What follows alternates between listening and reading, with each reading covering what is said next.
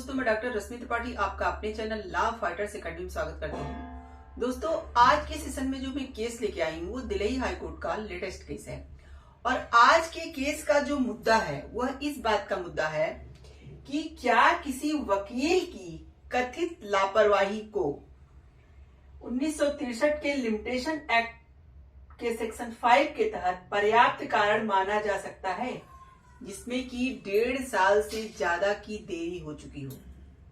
जैसे कि कोई भी अपील वगैरह करने के लिए हमारे लिमिटेशन एक्ट में कुछ नियम और कानून बताए गए हैं कि इतनों दिनों तक आप जो है कोई भी अपील या कोई भी आवेदन कर सकते हो, लेकिन आपने अगर उसमें देरी कर दी तो सेक्शन 5 जो होता है वह बताता है कि अगर पर्याप्त कारण होते हैं तो आप जो है फिर से अपनी अपील के लिए अनुमति ले सकते हो। तो देखिए, यहाँ पे ऐसा ही मुद्दा था कि जो पर्सन थे उनको ऐसा लग रहा था कि उनकी अपील वकील की जो है लापरवाही के कारण जो है देर से हुई है। तो क्या वकील की लापरवाही लिमिटेशन एक्ट के सेक्शन 5 में जो बातें कही गई है उसके अनुसार अपील को जो है फिर से दायर करने की अनुमति देता है या नहीं देता, ऐसा ही एक मुद्दा दिल्ली हाई कोर्ट के सामने जाता है। तो चलिए हम लोग अपना सेशन स्टार्ट करें और इस केस को विस्तार से जानें कि क्या बात थी, क्यों वकील ने क्या ऐसी लापरवाही की और क्या था पूरा मुद्दा और दिल्ली हाई कोर्ट ने अपने जजमेंट में क्या बातें कही। देखिए, यह केस बहुत ही इंपॉर्टेंट है। इस केस को पूरा देखिएगा और समझने का प्रयास कीजिएगा, क्योंकि कभी कभी जो है हर पर्सन को इस तरह के दौर से गुजरना पड़ता है। तो अगर आपको सही नॉलेज होगी तभी अपना काम आप आसानी से कर सकते हो। तो चलिए हम लोग अपना सेशन स्टार्ट करें।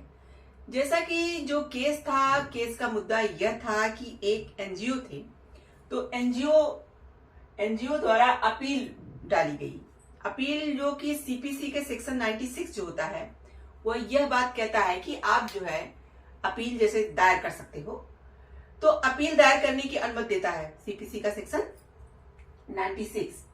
तो इस सेक्शन के तहत जो एनजीओ वाले थे, एक जो है केस में जो मुद्दा था जो जिसमें इन्होंने एनजीओ वालों ने 565 दिन देर कर दिया था अपील डालने में।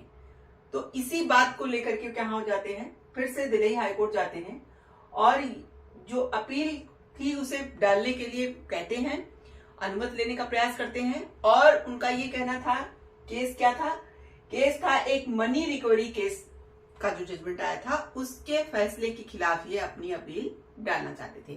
तो एनजीओ वाले थे, जैसा कि जो उसमें जो विपरीत पक्ष थे उनके खिलाफ जजमेंट आया था, तो इसके लिए वो अपनी अपील डालना चाह रहे थे। देखिए, जब वह सेक्शन लिमिटेशन एक्ट का सेक्शन 5 के अकॉर्डिंग, जैसा कि जो हमारा लिमिटेशन एक्ट है वह जैसे किसी भी केस में अपील या आवेदन करने के लिए कुछ निश्चित जो है समय दिया रहता है।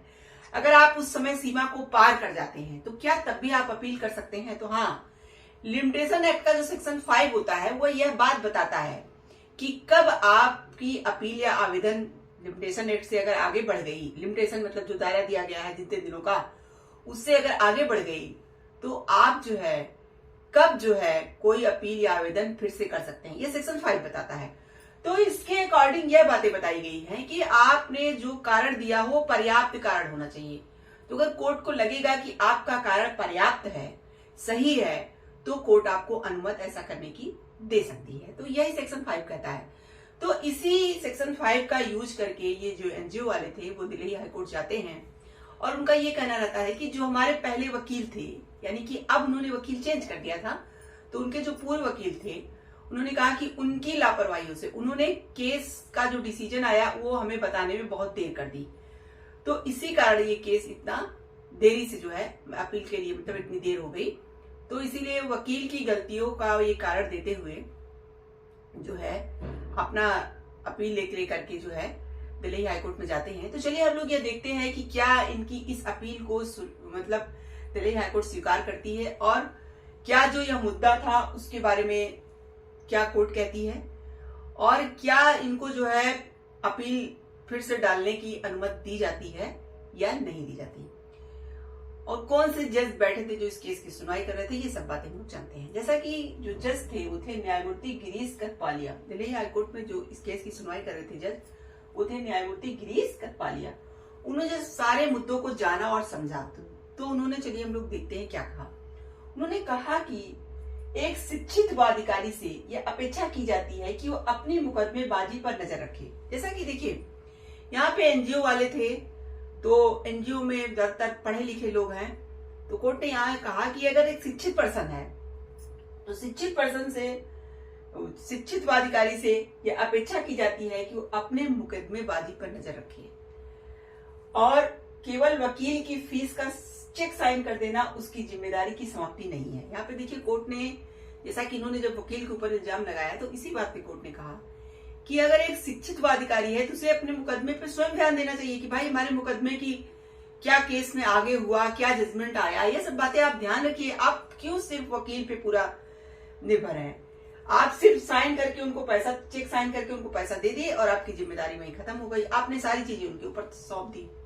तो ये सब बातें कोर्ट ने यहाँ पे कही। आगे कोर्ट ने कहा यह केवल देरी की विशाल अवधि का मुद्दा नहीं है। यहाँ देखिए काफी लंबा समय बीत चुका था अपील करने में, यानी कि 1.5 साल से ज्यादा दिन बीत चुके थे और इन्होंने अपील नहीं किया था।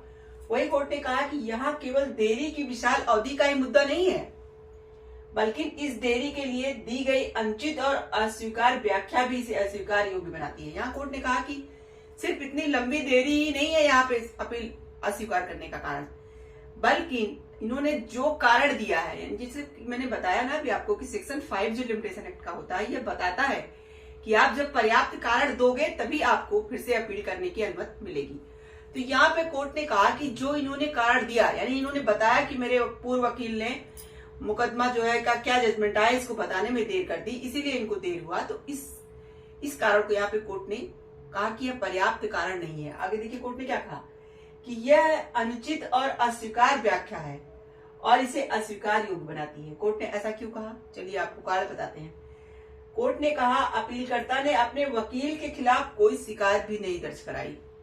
जैसे कि यहाँ पे अगर आपको ये लग रहा था कि आपके वकील ने अपील आप कर सके इसको जानबूझ के नहीं बताया या इसने लापरवाही वो कर रहे हैं, तो आपको उनकी लापरवाही की कोई शिकायत करनी चाहिए। लेकिन आपने कुछ नहीं किया और आप डायरेक्ट केस लेकर के और उनका कारण बताते हो यहाँ पे आ गए हो।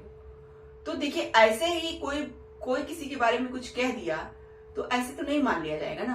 तो आप उसकी शिकायत वगैरह करते और आप प्रूफ वगैरह रखे होते तो शायद कोर्ट आपको सुन सकती थी। यहाँ पे इसीलिए कोर्ट ने कहा अपीलकर्ता ने अपने वकील के खिलाफ कोई शिकायत दर्ज नहीं कराई, जिससे उनका तर्क कमजोर हो गया कि उनके वकील की लापरवाही के कारण अपील में देरी हुई है। देखिए कोर्ट ने यहाँ कहा कि इनका जो तर्क है ये कमजोर हो गया। तो आगे कोर्ट ने कहा, देखिए यहाँ पे कोर्ट ने एक केस का हवाला दिया, रामलाल वर्सेस रेवा कोल्डफील्ड लिमिटेड, सुप्रीम कोर्ट का केस था। कहा कि इस केस में यह कहा गया है कि जब एक बार सीमांकन अवधि यानी लिमिटेशन का जो समय दिया गया रहता है, सीमांकन अवधि समाप्त हो जाती है तो प्रतिपक्ष को यह अधिकार मिल जाता है कि वह निर्णय को अंतिम रूप से मान ले। यानी कोर्ट ने कहा कि केस का हवाला दिया रामलाल वर्सेस रेवा कोल्डफील्ड लिमिटेड, सुप्रीम कोर्ट का केस था। कहा कि इस केस में कहा गया था कि अगर एक बार लिमिटेशन की जो अवधि होती है वह अगर समाप्त हो गई तो जो आपका प्रतिपक्ष है वह यह बात स्वीकार कर लेगा कि उसको यह अधिकार मिल जाता है कि वह निर्णय को अंतिम रूप से मान ले कि हाँ जो जजमेंट आया हो मेरे ही फेवर में आया है और अपील का टाइम भी खत्म हो चुका है, तो उसको यह अधिकार मिल जाता है कि यह बात वो मान ले। आगे कोर्ट ने कहा प्रतिवादी को यह उम्मीद थी कि न्यायिक आदेश अंतिम रहेगा और यदि इतनी लंबी देरी के बाद अपील की अनुमति दी जाती है तो यह अन्यायपूर्ण होगा। यहाँ पे कोर्ट ने कहा कि जो प्रतिवादी थे उनको उम्मीद है कि न्यायिक आदेश अंतिम रहेगा, क्योंकि भाई आपने इतना लंबा देर कर दिया है तो हर पर्सन यही समझेगा कि अब कोई अपील वगैरह नहीं होगी और जो निर्णय आया है वो हमारे फेवर में आया है और वह अंतिम निर्णय है। तो इतनी लंबी देरी के बाद यदि अपील की अनुमति यहाँ पे दी जाती है तो यह अन्यायपूर्ण होगा और अपील को खारिज कर दिया यहाँ पे दिल्ली हाई कोर्ट ने। देखिए तो क्या हुआ यहाँ पे भले सेक्शन लिमिटेशन एक्ट का सेक्शन 5 ये बात कहता है कि आप अगर कोर्ट में अपने तर्क दोगे कि आपने अपील डालने में क्यों देरी की, लिमिटेशन जो अवधि थी उसके समाप्त होने के बाद उचित कारण दोगे, तो कोर्ट यहाँ पे आपको फिर से अपील करने की अनुमति देता है। लेकिन इनके केस में क्या था, इन्होंने जो तर्क दिया उसको भी नहीं माना गया, तर्क को भी इन्होंने जो दिया वो कमजोर हो गया था, तो यहाँ पे कोर्ट ने उनके उस तर्क को भी नहीं माना। जो इन्होंने वकील का जो है मुद्दा बताया कि वकील ने जो है बताने में देर कर दिया था, तो यहाँ पे कोर्ट ने फटकार लगाई कि आप भाई पढ़े लिखे इंसान हो तो क्या सिर्फ वकील पे निर्भर हो। हाँ, अगर इंसान पढ़ा लिखा नहीं है, उसे नहीं मालूम है सारी चीजें, तो कोर्ट की जजमेंट वगैरह के बारे में उसको नहीं पता है, तो वह पर्सन अगर इस तरह की गलती करता है तो माना जाएगा। अगर जो पढ़ा लिखा पर्सन है वो सारा अपने वकीलों पे छोड़ दे रहा है, क्या मुकदमे का रिजल्ट आया, क्या जो है अगली केस लगने वाली है, तो इन सब बातों का जब उसे ध्यान ही नहीं है, तो कोर्ट ने यहाँ पे यह सब बातें भी कही। और इन्होंने वकील के खिलाफ कोई शिकायत भी नहीं कराई। अगर आपको लग रहा था कि आपके वकील गलत हैं तो आपको वहां शिकायत करानी चाहिए, आपने वो भी नहीं किया, तो कोर्ट ने कहा इस कारण का तर्क यहाँ पे भी कम हो गया। और उसके बाद भी कोर्ट ने सुप्रीम कोर्ट के केस का हवाला दिया और कहा कि इस केस में कहा गया है कि अगर लिमिटेशन अवधि समाप्त हो जाती है तो जो प्रतिपक्ष होता है उसको यह अधिकार मिल जाता है कि वह मान ले कि उसका जो निर्णय आया है वो अंतिम निर्णय है। अब देखिए, और इन्होंने जो है बहुत ज्यादा जो है गैपिंग कर दिया, अपील जो है डालने में कम से कम 1.5 साल से ज्यादा समय लग गया था। तो कोर्ट ने यहाँ पे इस बात को भी जो है कहा कि इतनी लंबी अवधि भी हो गई और अगर जो प्रतिपक्ष है उसने एकदम अंतिम निर्णय मान लिया, उसको समझ में आ गया कि हमारे निर्णय अगर हम फैसला बदलते हैं और अपील आपको फिर से करने का ये बात कहते हैं तो उसके लिए यह सही नहीं होगा, उसे फिर से एक नई जो है केस की शुरुआत करनी पड़ेगी और इतनी लंबी अवधि के बाद ऐसा करना सही नहीं होगा। तो यह था दिल्ली हाईकोर्ट का पूरा जजमेंट। तो आशा करते हैं कि आज का जजमेंट आपको पसंद आया होगा। आप मेरे चैनल को लाइक कीजिए, सब्सक्राइब कीजिए, शेयर कीजिए, बेल आइकन को दबाइए, जिससे ऐसे नए नए केस और जानकारी इसमें आपको अवगत कराती रहूं। तो थैंक यू वेरी मच।